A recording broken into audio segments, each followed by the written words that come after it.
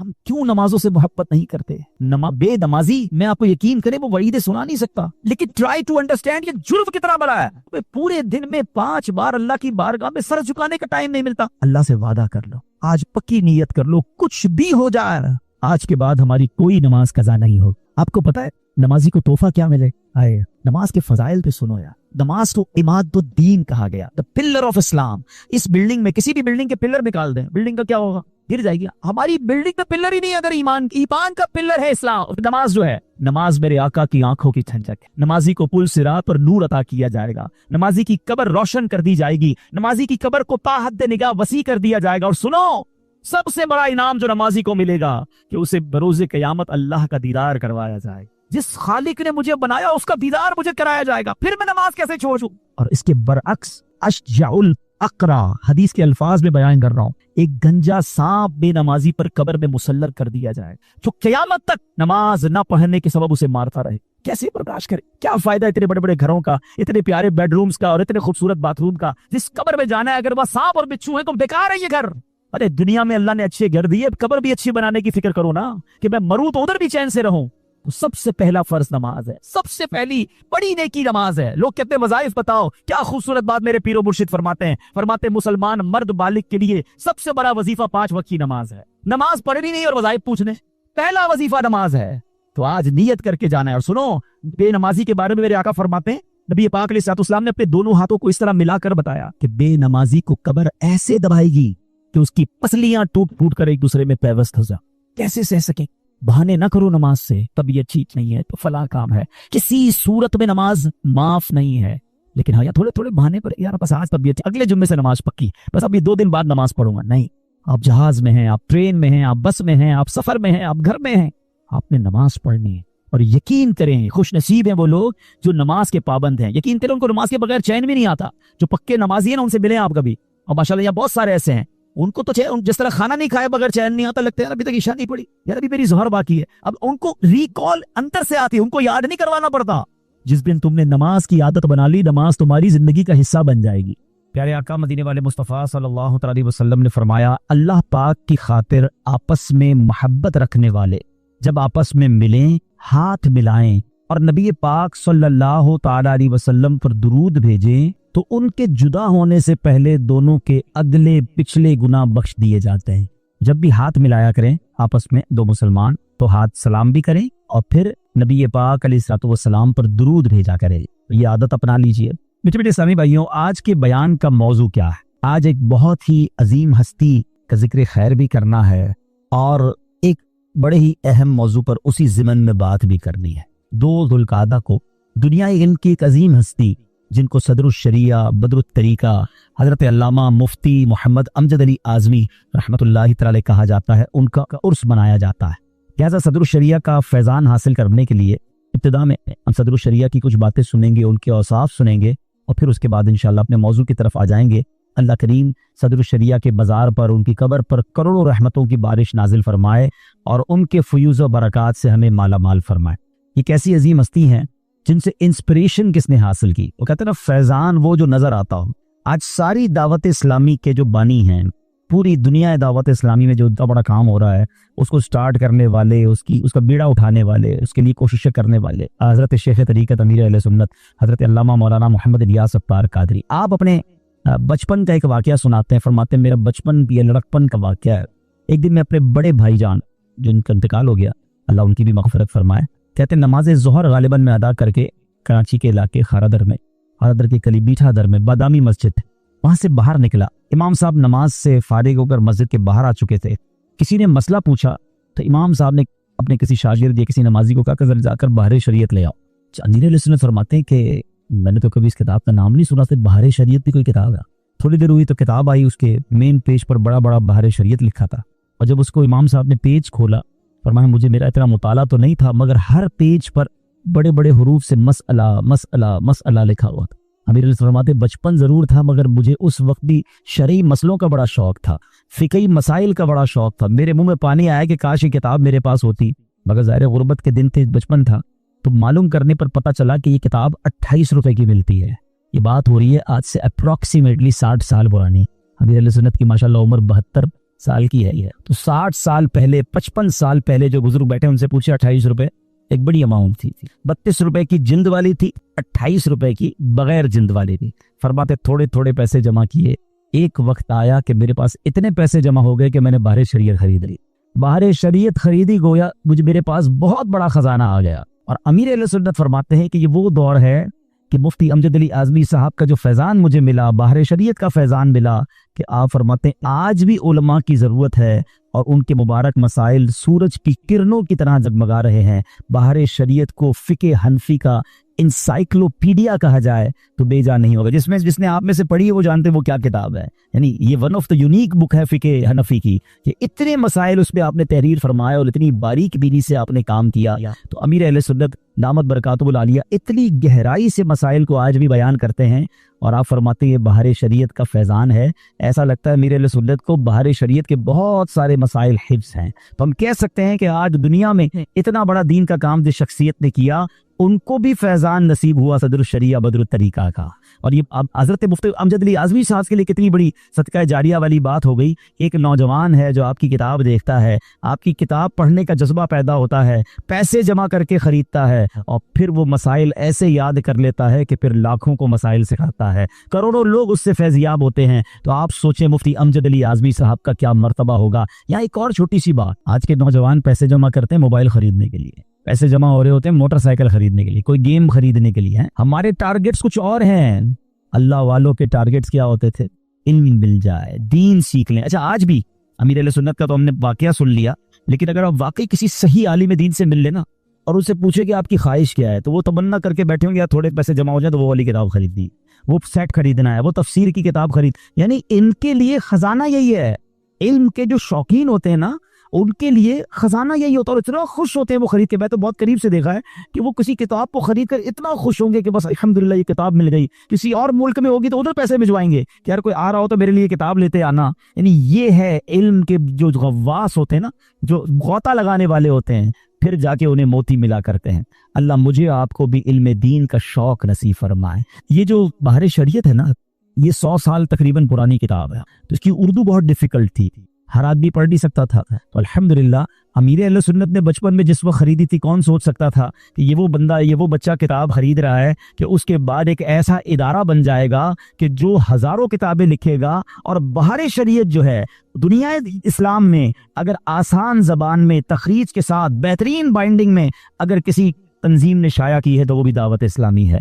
अब आप बाहर शरीयत पढ़ें तो बहुत आसान लगती है। अच्छा, और आसान कर दिया, शायद 3-4 हज़ार रुपए का सेट बनता है आज के दिनों में। कोई कहे यार इतना बड़ा सेट खरीदेंगे, बाहर शरीयत की एप्लीकेशन बना दें, मोबाइल एप्लीकेशन में आप बाहर शरीयत डाउनलोड कर लें। अब जो मसला मालूम करना है आप उसमें लिखें नमाज, तो नमाज के जितने मसाइल हैं वो उस एप्लीकेशन के जरिए बाहर शरीयत से वो एप्लीकेशन आपको निकाल के दे देगी। यानी मैं एक और बात कहूँ, पहले के जमाने में ना जितना पीछे जाएं शौक ज्यादा था मगर इल्म सीखना मुश्किल था। आपने वो रिवायतें सुनी होगी ना कि सहाबा किराम, औलिया किराम महीनों का सफर करते थे एक हदीस सुनने के लिए।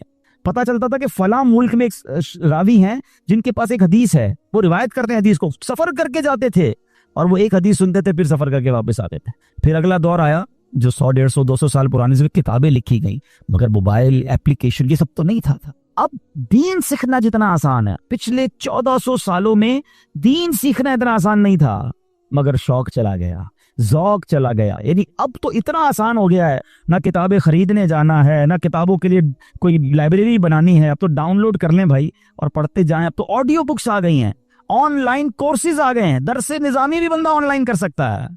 मगर बात वही है कि वो ज़ौक और वो शौक ना रहा, वो इल्म की कदर ना रही। हम जिस शख्सियत की बात कर रहे हैं वो इल्म के समंदर थे, सदरुल शरिया बदरुत तरीका की तो क्या बात है, और इनकी कदर वही जानता है जिसने बाहर शरीयत पढ़ी हो। अल्लाह करीम हम सबको इनके सदके इल्मे नाफे नसीब फरमाए। आपका कुछ तारुफ सुन लेते हैं। मोहसिन अहले सुन्नत, खलीफा आला हजरत, मुसन्निफ बाहर शरीयत हजरत अल्लामा मुफ्ती अमजद अली आज़मी रज़वी, सुन्नी, हनफी, कादरी, बरकाती रहमतुल्लाहि तआला अलैह 1300 सने हिजरी में हिंद के एक कस्बे मदीनतुल उलमा गोसी शरीफ में पैदा हुए।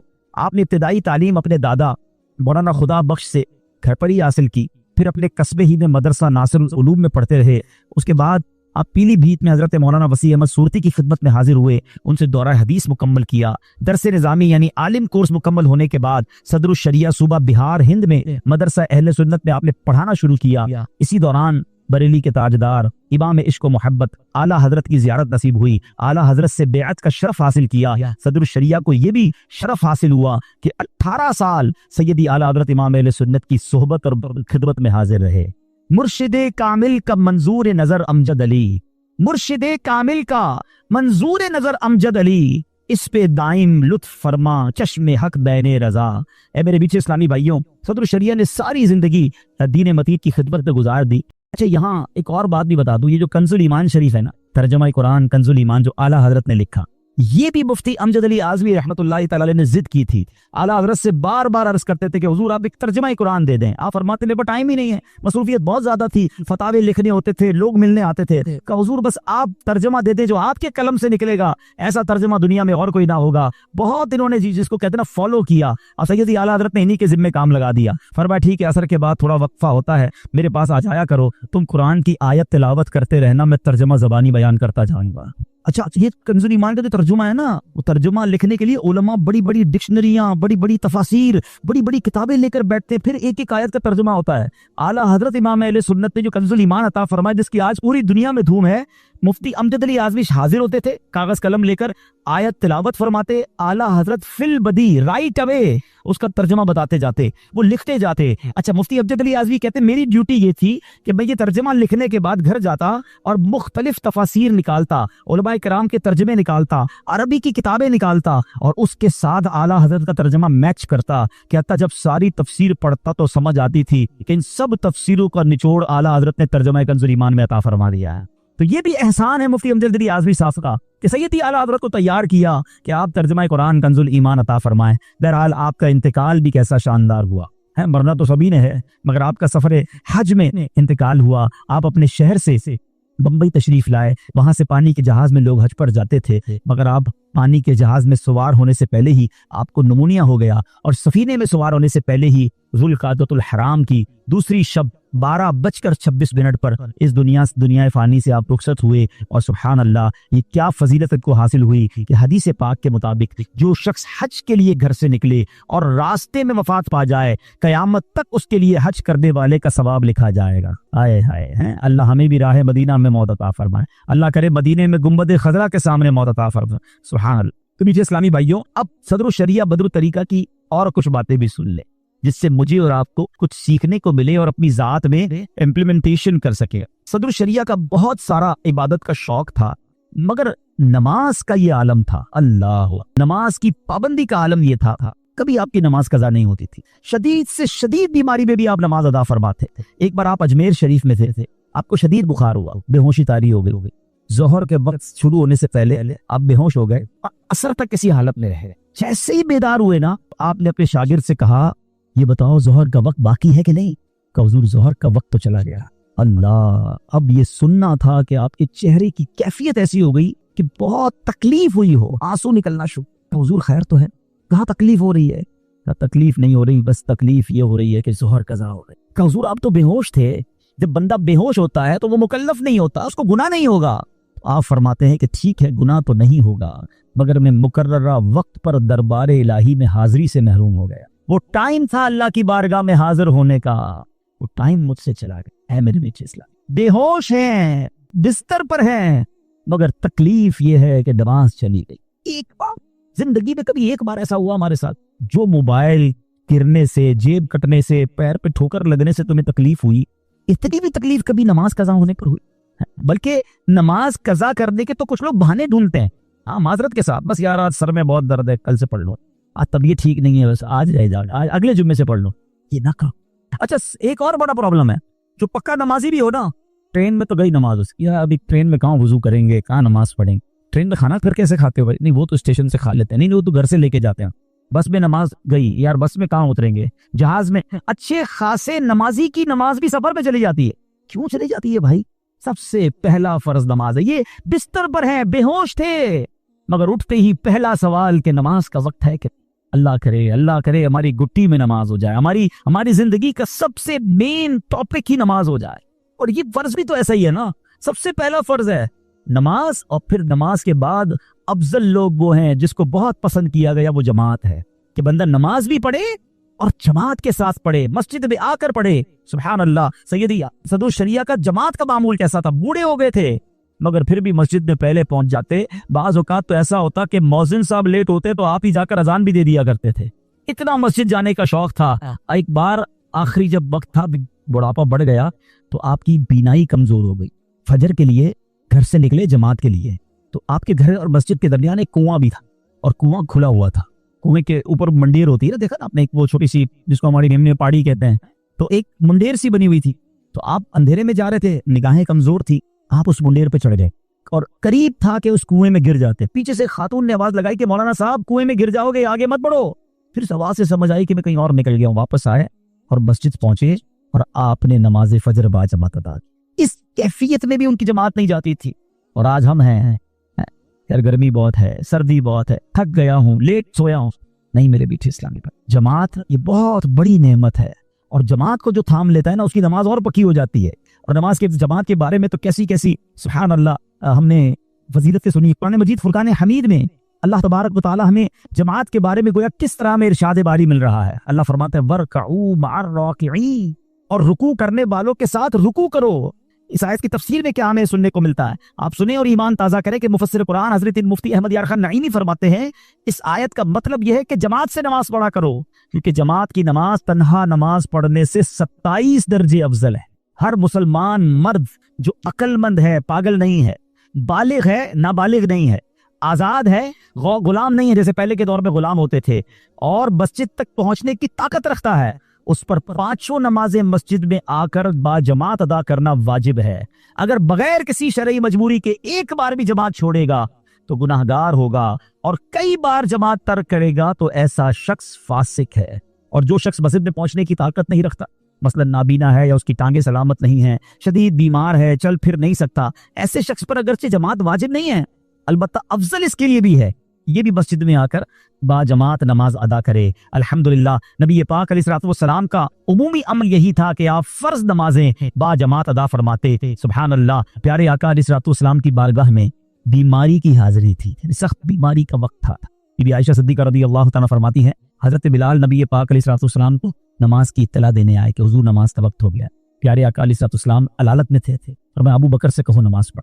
सैयदना सिद्दीक़ अकबर रज़ियल्लाहु तो नमाज पढ़ाने में मशगूल थे, इमामत फरमा रहे हैं, साहबा पीछे सफे बनाए खड़े हैं। इस दौरान नबी पाक अलैहिस्सलाम को अपनी तबीयत में कुछ बेहतरी महसूस हुई तो 2 शख्सों को सहारा देने की सादत अता फरमाई, और मेरे आका उन सहारा अता फरमाते हुए मस्जिद में तशरीफ ले आए। अभी जमात जारी है। सिद्दीक़ अकबर रज़ियल्लाहु तआला ने जब प्यारे आका के कदमों की आहट सुनी ना, कैसा इश्क था, कदमों की चाल से पहचान गए आका आ रहे हैं, तो आप जो है अपनी लेफ्ट साइड थोड़ा सा पीछे हटने लगे। तो नबी पाक ने उन्हें इशारा फरमाया कि पीछे ना हटो।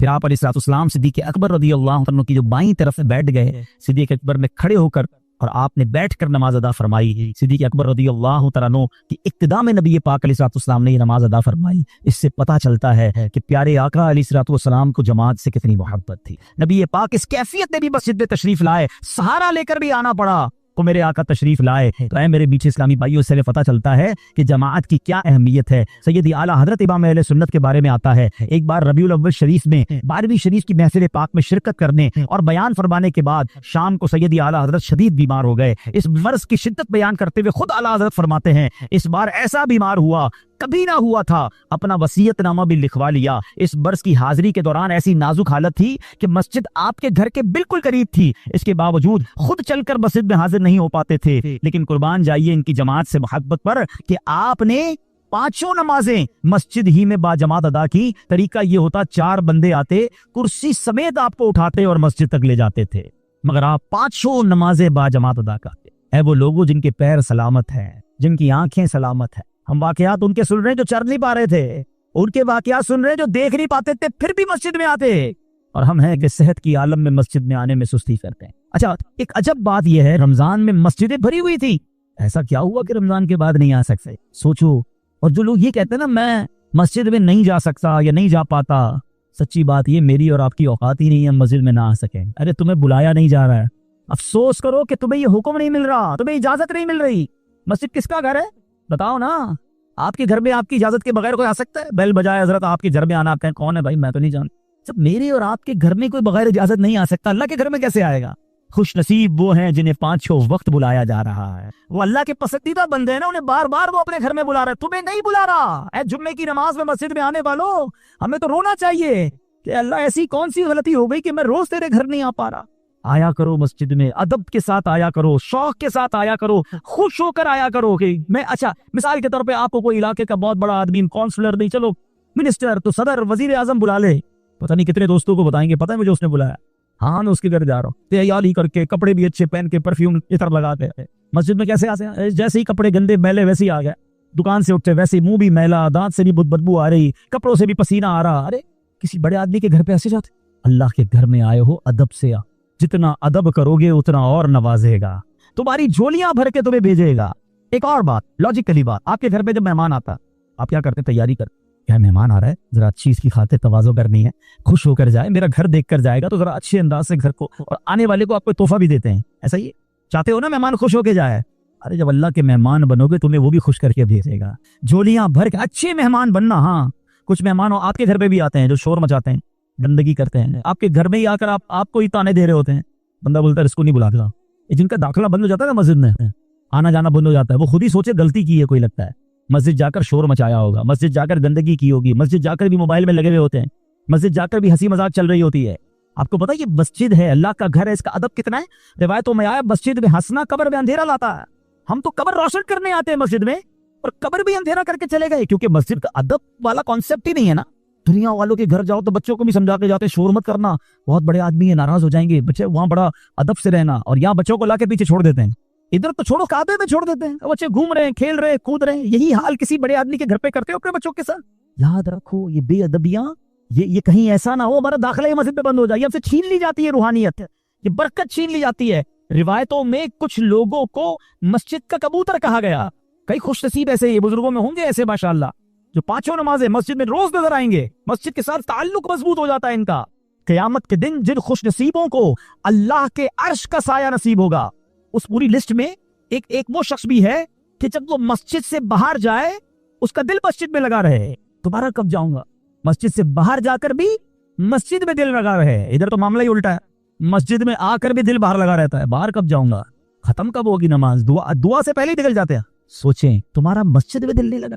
جس کو ویسے بھی ایک مشورہ بھی دیتا ہوں، جس کا دل مسجد میں نہ لگے نا، آنے کے بعد گڑبڑ شروع ہو جائے نا، بھاگم بھاگ بے چینی، اس کو اپنے دل کا علاج کرنا چاہیے. یار میں اتنا برا ہوں، اللہ کے گھر میں بھی مجھے سکون نہیں مل رہا تو پھر کدھر ملے گا؟ ہاں یہ میرے دل کا پرابلم ہے. اور علماء نے فرمایا بھی کہ مومن کی مثال ایسی ہے جیسے مچھلی پانی کے اندر ہوتی، فش ان دا واٹر، وہ مسجد کے اندر ایسے ہی ہوتا. مچھلی کیسے مزے میں ہوتی ہے پانی میں، باہر نکالو تو بے قرار اچھلتی کودتی، ایسا لگتا ہے پھر پانی میں ڈالو نہ مر جائے گی.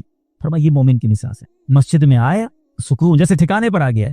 لیکن ادھر معاملہ الٹا ہے، کچھ لوگوں کا حال ایسا ہوتا ہے کہ fish out of the water ہوتی ہے، مسجد میں آ کے ہی بے چینی، بار بار گھڑی دیکھ رہے ہیں، امام صاحب 1 منٹ لیٹ ہو گئے. ہاں ایسے بھی ہوں گے ہمارے یہاں کچھ، امام صاحب کو روک لیتے ہیں، حضرت 2 منٹ آج نماز لیٹ ہو گئی، آپ نے آج 1 منٹ دعا لمبی کرا دینا. ارے اللہ کے، اچھا یہی 2 منٹ کا شکوہ کرنے والا بار پان کی دکان پہ آدھا گھنٹہ کھڑا ہوگا، ادھر کوئی ٹینشن نہیں. اللہ کے گھر میں 2 منٹ زیادہ کیوں گزر گئے؟ ارے نماز ختم بھی ہو جائے پھر بھی کیا جلدی ہے جانے کی؟ کس کے گھر میں بیٹھے ہو؟ رحمان کے گھر میں بیٹھے ہو، رحیم کے گھر میں بیٹھے ہو، کریم کے گھر میں بیٹھے ہو، دینے والے کے گھر میں بیٹھے ہو. مشکل حل کرنے جدھر سے حل ہونا ہے، جتنے تمہیں دکھ ہے نا، بیمار ہو، قرضے میں ہو، ٹینشن میں ہو، روزگار پرابلم، اولاد کا مسئلہ، رشتوں کی رکاوٹ، whatever calamity you have, سب حل اسی کے در سے تو ہونی ہے، اور اس کریم کے در پر آ کر بھاگنے کی پڑی. سچ بتاؤں کبھی کبھی مسجد کے کونے میں بیٹھ جایا کرو، اللہ سے باتیں کیا. ہاں اللہ سے باتیں کیا، یہ کمال ہے. یقین بتاؤں دنیا میں بڑے آدمی سے بات کرنے کا موقع نہیں ملتا، ٹائم پہلے لینا پڑتا ہے. اول تو ٹائم ہی نہیں ملتا، مل بھی جائے تو کسی سیکرٹری کے تھرو ٹائم ملتا ہے، وہ پہلے ہی بتا دیتا ہے صاحب بہت بزی ہیں، 5 منٹ سے زیادہ بات نہیں کر سکتے. ہاں آپ 5 منٹ بات کریں، پیچھے سے وہ آ جائے گا سر آپ کا ٹائم پورا ہو گیا، دوسرے صاحب آ رہے ہیں. اتنا مشکل ہے دنیا میں بڑے لوگوں سے بات کرنا. اگر میں بتاتا ہوں جس نے کائنات بنائی ہے اس سے بات کرنا کتنا آسان ہے، اس خالق سے، اس مالک سے، بڑے بڑے شہنشاہوں کو شہنشاہی جس نے عطا کی ہے. میرے اور رب کے بیچ میں کوئی سیکرٹری نہیں ہے، ہاتھ اٹھاؤ اور ڈائریکٹ بات کرنا شروع. جتنی دیر کرنی ہے کرو نا بات، اور وہ خود فرماتا ہے ادعونی استجب لکم، مانگو میں تمہیں عطا کروں گا. وہ دینے کے لیے تیار ہے. ہم پکارتے، ہمیں جلدی اتنی ہے، ہمیں اس کے گھر میں چین ہی نہیں آ رہا. ارے 2 رکعت نفل پڑھ لی، کبھی تسبیح پڑھ لی، سب چلے گئے تو کونے میں اللہ سے باتیں شروع کر دی.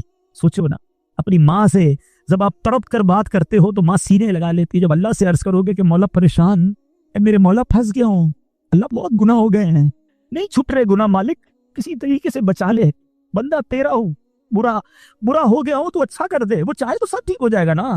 یا اللہ نمازوں پہ دل نہیں لگ رہا, اے اللہ سجدوں کی لذت نہیں مل رہی, اللہ تلاوت کرتا ہوں تو دل چاہتا ہے بند کر دوں قرآن, میں اور پڑھنا چاہتا ہوں, اللہ آنکھیں حرام دیکھنے سے بچ نہیں پا رہی, کرم کر, میں کیسے جہنم کا عذاب سہ سکوں گا مولا, اے اللہ حرام روزی سے بچا لے, میری روزی میں برکت بولو نا جو دل میں, اللہ سے کون روک رہا ہے تمہیں, اور جس زبان میں بات کرنی ہے کرو. ارے وہ تو دلوں کے حال جانتا ہے, وہ تمہاری کیفیات کو دیکھ رہا ہے, اس کے گھر میں آئے ہو تو مانگو نا اس سے. ارے تمہارے گھر آ کر کوئی رونا شروع کر دے, خالی ہاتھ لوٹاؤ گے کیا اسے؟ تمہارا مہمان تمہارے ڈرائنگ روم میں بیٹھ جائے اور رونا شروع کر دے کہ پریشان ہوں, تو کیا دھکے دھکے نکالو گے؟ تم بولو کہ گھر کے اندر آ گیا ہے, مہمان ہے, کچھ تو کرنا پڑے گا. ارے قریب کے گھر میں آ گئے جب تم اور ادھر آنسو بہانا شروع کر دیے تو کیا خالی لوٹائے گا؟ تمہیں اندازہ ہی دے گی کہ اس کے گھر میں آ کر دل سے مانگنے پر وہ کیا کیا عطا فرمائے. آنا جانا رکھو, تھام لو مسجد. علماء کہتے ہیں اگر کسی کے ایمان کو چیک کرنا ہے نا, اس کے ایمان کی اسٹرینتھ کو چیک کرنا ہے, تو یہ چیک کرو کہ وہ مسجد میں کتنا آتا جاتا ہے. اب اپنے آپ سے سوال کر لو کہ ہمارا مسجد میں کتنا آنا جانا.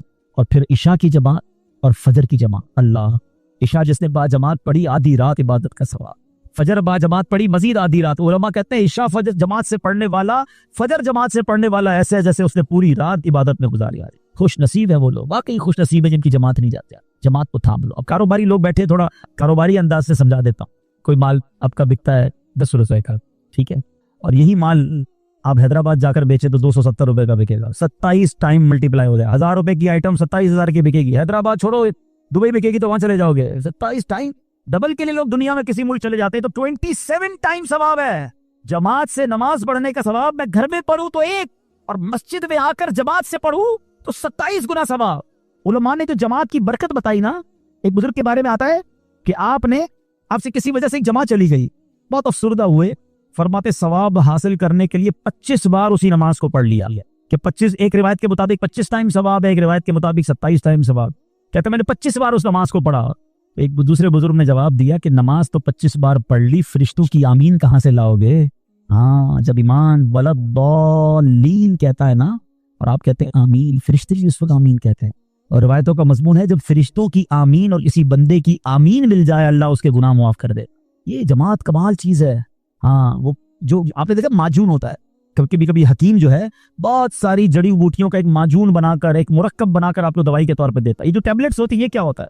ٹیبلٹس کے اندر بھی کئی چیزیں ہوتی ہیں, کئی قسم کے کیمیکل, سب کیمیکل جب ملتے ہیں تو آپ کو فائدہ دیتا ہے. الگ کوئی جڑی بوٹی کھا لے تو وہ فائدہ نہیں ہوگا. علماء کہتی ہے جب جماعت ہوتی ہے نا, اس میں کوئی نیک بھی کاندھے سے کاندھا لگا کے کھڑا ہوتا ہے, کوئی اللہ کا نیک بندہ ہوتا ہے, کوئی اخلاص والا ہوتا ہے, کوئی سخی کھڑا ہوتا ہے, کوئی مجبور کھڑا, کوئی بے چین کھڑا ہوتا ہے, کیونکہ سب کی کیفیات الگ ہے نا. کوئی غریب کھڑا ہوتا ہے, کوئی امیر کھڑا ہوتا ہے, کوئی عالم ہوتا ہے, کوئی حافظ ہوتا ہے, پتہ نہیں, اور سب مل کے جب دعا ہو رہی ہوتی تو آمین کہہ رہے ہوتے ہیں. ارے سوچو کتنی آمین میں تمہاری آمین شامل ہو رہی ہے. میری تو قبول نہ ہوئی, لیکن میرے ساتھ جو جماعت میں شریک تھا اس کے صدقے ہم سب کی قبول ہو جاتی ہوگی. سمجھو یہ معجون ہے, یہ ایک مرکب ہے, یہ خوبصورت فارمولا ہے جماعت کا. دنیا کے کسی فضل میں یہ مظہر نہیں ملتا آپ کو. اچھا, لوگ کہتے ہیں یار ڈسپلن ہونا چاہیے. ایک تو ہمارا یہ بڑا پرابلم ہے, ہم دوسروں کے ڈسپلن دیکھ کر, ٹائم ٹیبل دیکھ کر کہتے ہیں یار ہمارے مسلمان تو کچھ ڈسپلن والے ہیں ہی نہیں. یورپ جاؤ تو اتنا ڈسپلن, ایوری تھنگ ٹائم پہ, ٹرینیں بھی ٹائم پہ, جہاز بھی ٹائم پہ, ان کی مثالیں دے رہے ہوتے ہیں. مسئلہ یہ تم نے اسلام پڑھا ہی نہیں ہے. جو ریلیجن, جو مذہب ہمیں ٹائم ٹیبل کا, ڈسپلن کا, ٹائم مینجمنٹ کا درس دیتا ہے, وہ اسلام کے علاوہ کوئی نہیں ہے. میں الحمدللہ ساری دنیا گھوما ہوں, میں نے دنیا بھر کی ایئر لائنز اور ٹرینوں میں سفر کیے ہیں, ٹھیک ہے نا, نام لے اس ملک کا, لیکن سمجھانے کے لیے کہہ رہا ہوں آپ کو, وہاں پھر بھی موسم کی خرابی کی وجہ سے فلائٹ ڈیلے بھی ملے گا, ٹرین ڈیلے بھی ملے گی. مجھے بتاؤ, آندھی ہو, طوفان ہو, بارش ہو, مؤذن وقت پہ اذان دے دیتا ہے. دنیا کی لاکھوں مسجدیں ہیں, آن ٹائم اذان دی جاتی ہے, آن ٹائم جماعت کھڑی ہوتی ہے. ارے 1 2 4 ٹرینیں اور پلین ٹائم پہ چلا لینے سے کچھ نہیں ہوتا. ہر دنیا میں رنگ و نسل کے امام اور مؤذن ہوتے ہیں, مگر لاکھوں مسجدوں میں آن ٹائم اذان ہونا, آن ٹائم جماعت ہونا. ارے 1 منٹ پہلے مغرب میں ہم افطار نہیں کرتے, 1 منٹ پہلے سحری بند کر لیتے ہیں, 1 منٹ بعد کھانا نہیں کھاتے. اتنی ٹائم مینجمنٹ دنیا میں اور کون سے مذہب میں ہے؟ ارے اسلام تو صبح و شام ہمیں ٹائم مینجمنٹ سکھا رہا ہے. وقت ختم ہو گیا تو نماز قضا ہو جائے گی, وقت شروع نہیں ہوا تو نماز تم نہیں پڑھ سکتے. हमें कितना टाइम का पाबंद किया गया है। ये अलग बात है अगर हम अपनी लाइफ पे इंप्लीमेंटेशन ना करें, वरना टाइम मैनेजमेंट जितनी खूबसूरत अंदाज में इस्लाम अता करता है, दुनिया में और कोई मजहब अता नहीं करता। इतना लोगों के देखकर डिमोरलाइज ना हो जाया करो। मैं आपको बताता हूँ टाइम मैनेजमेंट और मैनेजमेंट के साथ, डिसिप्लिन के साथ ट्रेवल कैसे होता है। दुनिया में कई आपने बड़े बड़े जो जिसको कहें जलसे होते हैं, बड़े बड़े इवेंट होते हैं। कितने लोग होते हैं? 25,000, 50,000, बहुत बड़ा इवेंट हो गया, लाख 2 लाख। हज में कितने लोग होते हैं? अल्लाह पाक कोविड का खात्मा फरमाए, फिर हज के सफर शुरू हो, 35 लाख लोग टाइम के साथ चल रहे होते हैं। आज रात मुजदलिफा में गुजारनी है तो सबने मुजदलिफा में गुजारनी है। हाँ, अब टाइम के साथ चलना है। आज मिना में रात गुजारनी है तो मिना में गुजारनी है। अरफात पे होना है तो अरफात पे होना है। ऐसी मैनेजमेंट, इतना टाइम टेबल, इतना डिसिप्लिन, सुभान अल्लाह। इतने बजे से इतने बजे तक कंकरी मारनी है तो उसी पे कंकरी मारनी है, लाखों लोगों ने मारनी है। इस्लाम तो प्रैक्टिकली हमारी सारी इबादतें हमें टाइम मैनेजमेंट सिखा रही हैं कि वक्त की अहमियत क्या है। अब बंदा नमाज भी पढ़े और बाकी काम सारे देर से कर रहा हो तो कसूर तो उसका है। नमाज तो रोज टाइम सिखा रही है कि जब नमाज टाइम पे पढ़नी है तो बाकी काम भी टाइम पे करने हैं। वादा करना है तो पूरा करना है, किसी को टाइम देना है तो टाइम पे पहुंचना है। एक बात तो ये क्लियर हो गई। अब दूसरी बात, जो मसावात का दर्स है ना जमात, अल्लाह अकबर, ये सीखने वाली बात है।